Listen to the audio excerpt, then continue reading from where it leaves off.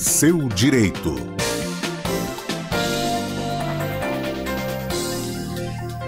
Três horas, 14 minutos, todas as segundas-feiras, o advogado tributarista Fernando Quercia está com a gente aqui para o quadro Seu Direito. Você, ouvinte, já sabe, já participa, vai mandando sua pergunta para a gente pelo WhatsApp, o 19991869070. Doutor Fernando, boa tarde, seja bem-vindo ao Estúdio CBN. Boa tarde, Guarizo, boa tarde a todos os ouvintes da CBN. Eu vou começar, antes da gente falar do que a chuva pode ter causado, né? O senhor me mandou fotos aí do escritório, né? Da Avenida Norte-Sul completamente debaixo d'água, ou quase toda. Nós tivemos, inclusive, informações com a Celina Silveira, aí da própria Norte-Sul, o pessoal já fazendo trabalho de limpeza, mas chegou a ficar numa situação lamentável. Mas, já que a gente está falando de um quadro interativo, doutor Fernando, que o nosso ouvinte participa, nós vamos começar falando sobre um outro tema. Porque a gente já viu algumas vezes aí algumas, como que nós podemos dizer, condenações prévias em vários assuntos aí do direito, em vários locais. E é exatamente por isso que eu queria fazer essa pergunta.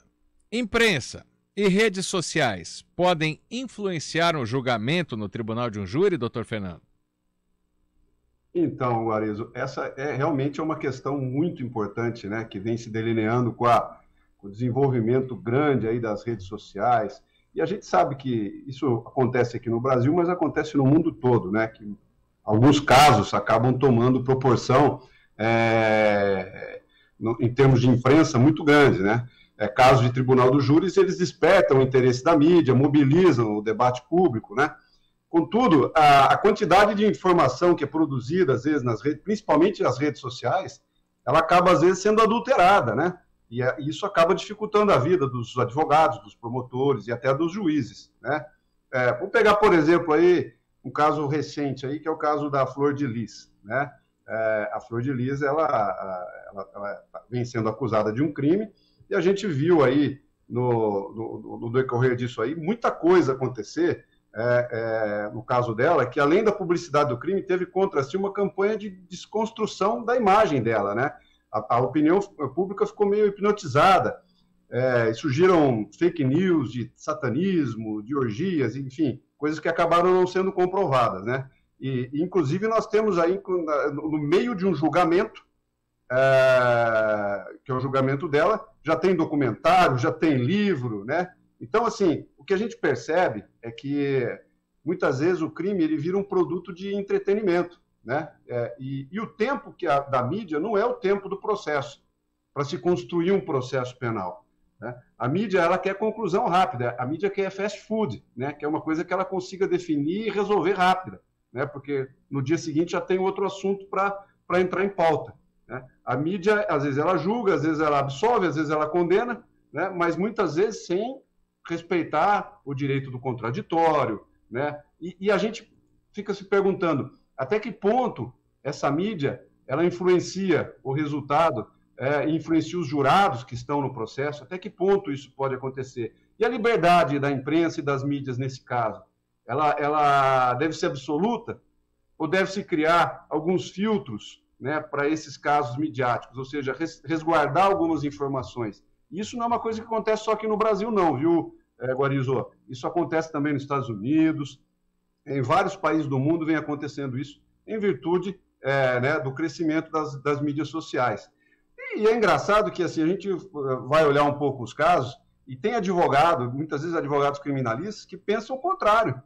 Eles dizem o seguinte, não, que a imprensa tem que ter total abertura, e que muitas vezes, eles dizem o seguinte, que os bons advogados, os bons promotores, eles inclusive, eles sabem usar a mídia em favor do seu cliente. Eles utilizam a mídia em favor do seu cliente, né? Porque, segundo esses advogados, quando ele é contratado para defender o cliente, ele é contratado para defender o cliente perante o tribunal e perante a mídia, e perante a sociedade, né? Então, existe até um caso também, já falando de um caso concreto, que é aquele caso da Carla Cepolina, que foi acusada de matar o namorado dela, o Coronel Biratã. O Coronel Biratã, que foi o responsável lá pela invasão do Carandiru, né, a morte dos 111 detentos.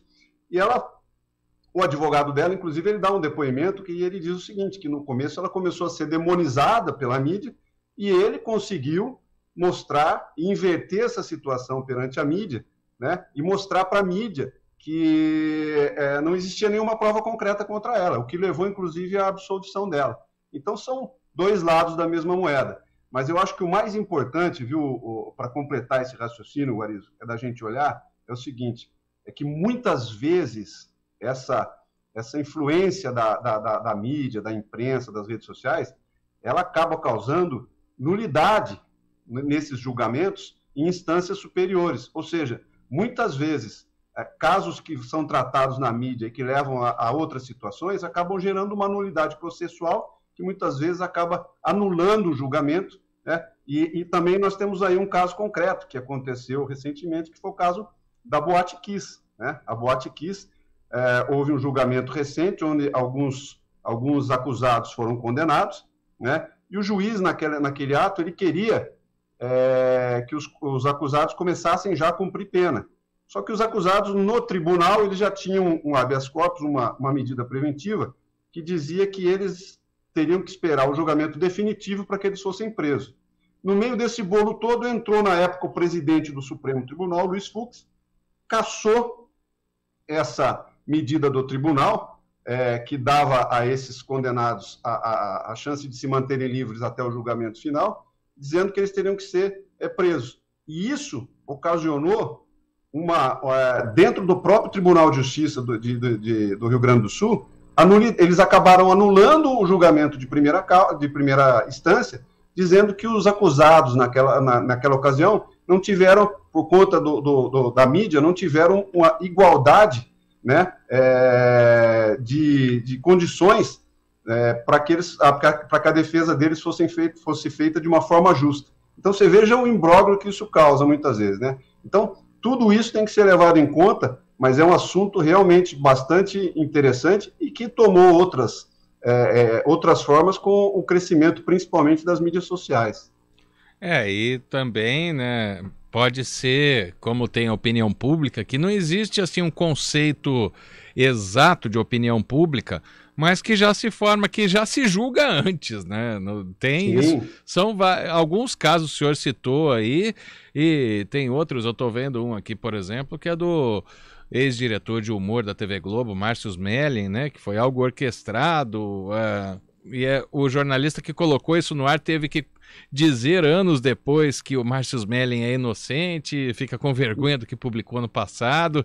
Então, é um assunto que a gente pode dizer que realmente tem influência, né? E outros casos, como por exemplo, a operação lá na Itália, a Operação Mãos Limpas, que dizem os procuradores lá da Itália que quando a mídia parou de anunciar, parou de mostrar, a operação perdeu força. Eu acho que isso também vai muito de encontro, vai muito ao encontro, né? Já que ao encontro é concordar e de encontro é discordar, doutor Fernando.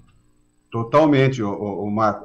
Inclusive, você veja, nesse caso aí que você citou do Meren, por exemplo, isso hoje em dia, né? Essa questão essa questão principalmente do que se trata nos crimes sexuais, muitas vezes você condena as pessoas, né? A mídia condena as pessoas, e as penas que as pessoas sofrem são penas como perder emprego, perder o cargo público, ser ridicularizado, não conseguir trabalhar, não conseguir mais trabalhar, para anos depois, alguém que fez uma acusação falsa ter que simplesmente fazer uma retratação.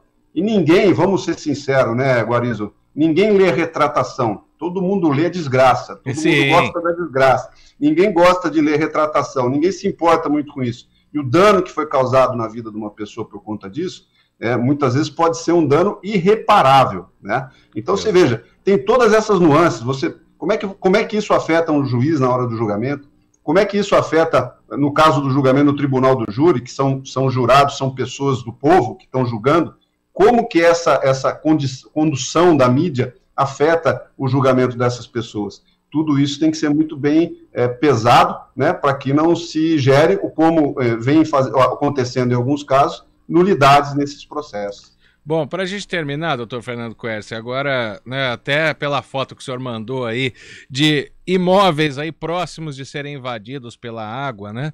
E a pessoa que tem um imóvel, que está regularizado, que tem uma empresa, ela paga todos os impostos, contribui, né? E quando há um desastre natural, vamos dizer assim, como esse de hoje, se alguma casa, algumas foram inclusive, né, não na Norte-Sul onde o senhor mandou, mas em alguns bairros da cidade houve inundação de algumas casas. Nosso ouvinte de Valinhos disse que estava fazendo uma reforma no teto e perdeu eletrônicos, perdeu um monte de coisa por causa da chuva. Há alguma possibilidade desse contribuinte entrar com um processo contra o Estado por causa de uma tempestade, por exemplo? Não resta dúvida nenhuma, Marco. Inclusive, assim, nós temos várias leis que regulam esse tipo de indenização, né, das pessoas jurídicas de direito público, né, perante os cidadãos. Então, isso começa lá na Constituição Federal, no artigo 37, no inciso 6º, que fala sobre isso, sobre a possibilidade disso. Isso passa pelo Código Civil, né? O Código Civil, ele fala no artigo 927, né? Aquele que por ato ilícito causar dano a outro e fica obrigado a repará-lo, né? Mas o principal, a gente tem uma legislação, uma lei, que é de 1985, né? Que ela é uma lei específica sobre isso, ela fala sobre a responsabilidade no Estado em caso de acidentes naturais no Brasil, entendeu? E o mais importante, que eu acho que as pessoas têm que saber e têm que ter esse conhecimento, né? Eu acho que o nosso programa aqui tem sempre essa ideia de estar mostrando para as pessoas qual o direito que elas têm, né?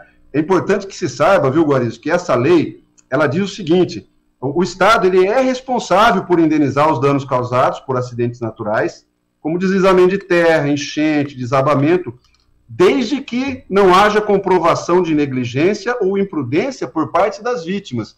Ou seja, veja só, o Estado ele tem que provar que houve algum tipo de negligência ou imprudência das vítimas para não indenizá-lo.